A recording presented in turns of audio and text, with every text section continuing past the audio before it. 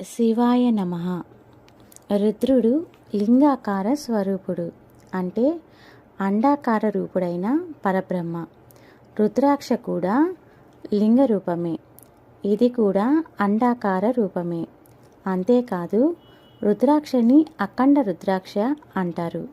అఖండము అంటే ఖండించ వీలు లేనిది, ఏకత్వము, జనన మరణాలు లేనిది, ఆది అంతము లేనిది. ఆది అంతము లేనిది ఆ పరబ్రహ్మ మాత్రమే అని వేదవాక్కు చెబుతున్నది. పరబ్రహ్మ ఒక్కటే, రెండవది లేదు అన్న వాక్యాన్ని జాగ్రత్తగా గమనించినట్లయితే ఏకైక పరబ్రహ్మ లింగరూపుడైన శివుడే అని అర్థమవుతుంది. శివలింగం ఆకారంలో చిన్న పెద్ద తేడాలున్నా భేదం లేదు. అలాగే రుద్రాక్షలలో కూడా చిన్న